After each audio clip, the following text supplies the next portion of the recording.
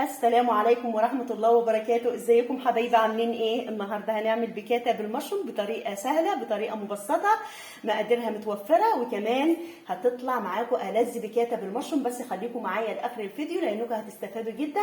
الفيديو مليان اسرار وتكات لازم تعرفوها. يلا بينا نشوف المقادير وطريقة التحضير.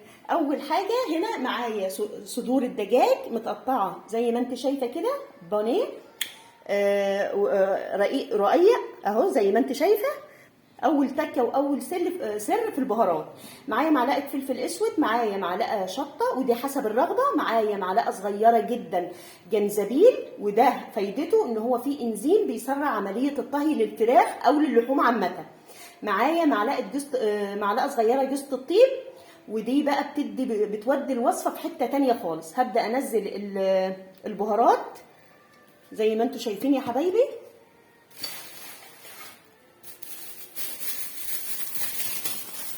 وهمسك كيس وهدعك الفراخ كويس جدا، ولازم اغلفها بالبهارات. ليه يا زهره بنغلف الفراخ بالبهارات قبل ما نوديها على النار؟ دلوقتي انا بسخن حله او ووك او جريل زي ما تحبي، بسخنه كويس جدا على النار. ليه؟ عشان اصدم الفراخ صدمه تحبس المسام بتاعه الفراخ، فيقوم العصاره الداخليه نفضل محافظين عليها، فتفضل الفراخ جوسي وطريه ولذيذه لانها احتفظت بالعصاره الداخليه. واضح كده؟ لازم اغلفها. طيب انت بتغلفي الفراخ قبل ما توديها على النار ليه؟ لان الفراخ عموما او اللحوم عموما لما بتتعرض للحراره يا حبايب قلبي بتنتج مركبات ضاره. المركبات دي اسمها امينات غير متجانسه الحلقه. امينات غير متجانسه الحلقه دي ضاره جدا بالجسم وبتعمل امراض مستعصيه. فلازم نغلف الفراخ كويس جدا بالبهارات والتوابل، عشان تعمل البهارات والتوابل تعمل تعازل بين الفراخ او اللحوم عامه والحراره. دي اول نقطه واول سر. انا سخنت الحله كويس جدا جدا زي ما انتم شايفين، وحطيت الماده الدهنيه، ولازم اسمع كش دي عشان احبس العصاره الداخليه للفراخ. انا كده بسد مسام الفراخ اهو، سامعين؟ لازم الكش دي يا حبايبي اهو زي ما انتم شايفين يا حبايبي. هسيبها تاخد اللون من الجانب اللي تحت، وبعدين اقلبها تاخد اللون الثاني من الجانب الثاني. وهي يا حبايبي قلبتها على الجنب الثاني عشان تاخد نفس اللون الجلد الهادي اللي انتم شايفينه دوت. وهنشوف الخطوه الجايه هنعمل ايه. بعد ما خلصنا صدمه الفراخ يا حبايبي هننزل بكميه البصل اللي عندي، وانا عامله كميه كبيره هنا لان البيكاتا بالمشروم بتحب البصل. وهنزل بايه تاني؟ بالثوم، معلقه كبيره ثوم مفروم، وابدا اقلب الكلام ده. وايه بقى اللي هيخلي لي ايه السر بقى؟ ان انا هوطي النار. تمام يا حبايبي؟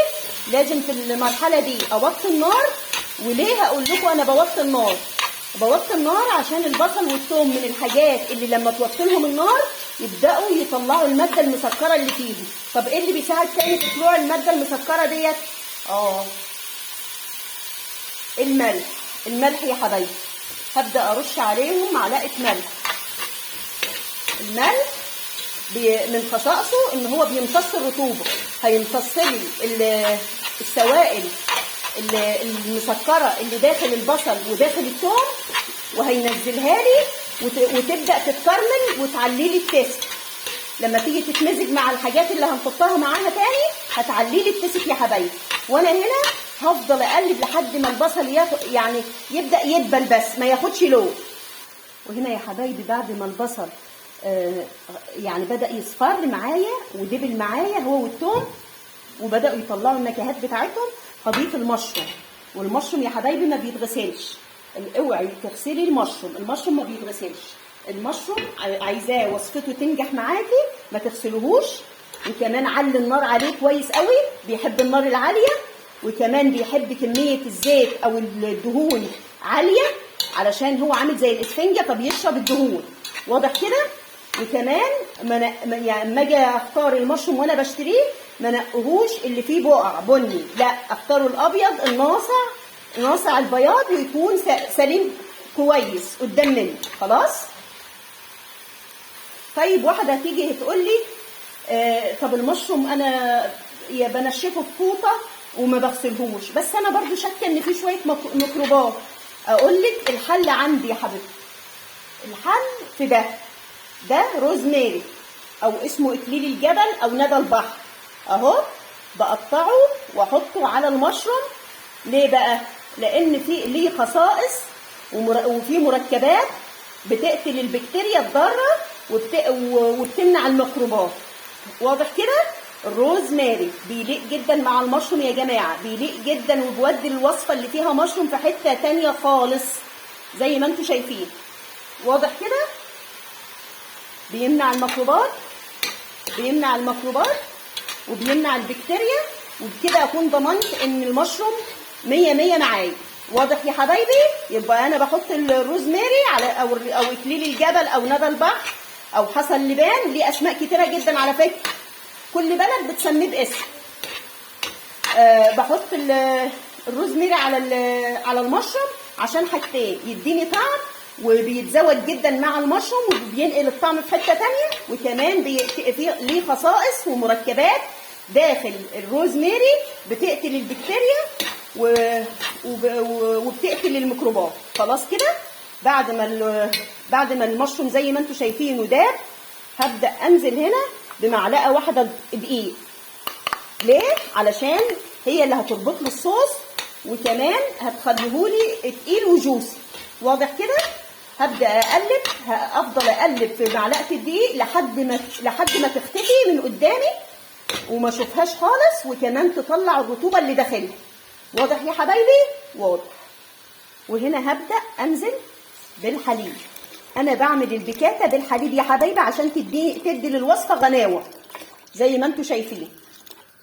نزلت بالحليب وهبدا اقلب، واول ما يغلي هنزل بالفراخ تاني وهنشوف هنعمل ايه. عايزه اتكلم معاكم على المشروم شويه يا حبايبي. المشروم بيليق معاه كويس قوي الشبت والبقدونس والبصل الاخضر وجوزة الطيب، بتنقل الوصفه في حته تانيه خالص. وطبعا انا حطيت جوزة الطيب على الفراخ، فبالتالي المشروم هيشرب برده من النكهه دي. تمام. وبيحب. وعلى فكره الروزماري بيحسن الهضم، يعني بيحسن الهضم، لان اسمه المشروم بروتين وعايز يعني معده قويه او جهاز هضمي قوي يهضم، وكمان الفراخ بروتين وعايزه جهاز هضمي يهضم. فالروزماري برضو بيحتوي على مركبات بتقوي الجهاز الهضمي، لازم نبقى عارفين النقطه دي. ودلوقتي يا حبايبي بعد ما الصوص اثر معايا زي ما انتم شايفين، هنزل بالفراخ.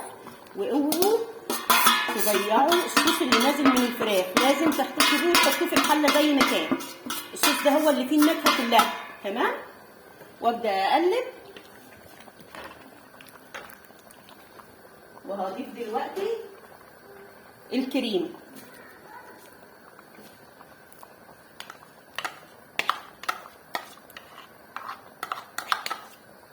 واقلب. الكريمه هتدي لي غناوه للوصفه وهتودي لي الطعم في حته تانيه خالص.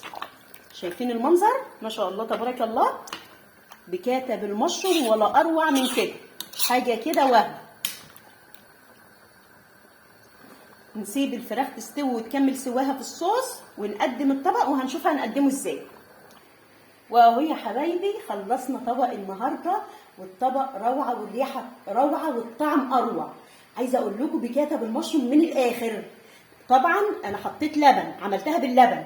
لا، في ناس بتعملها بالميه، اللي راحتك فيه اعمليه، يعني هي مش محدده. عايزه تحط ميه حط ميه، عايزه تحطي لبن حطي لبن. واضح كده؟ اتبعوا النصايح واتبعوا التعليمات، وما تنسوش تعملوا لي لايك وشير وسبسكرايب. والسلام عليكم ورحمه الله وبركاته.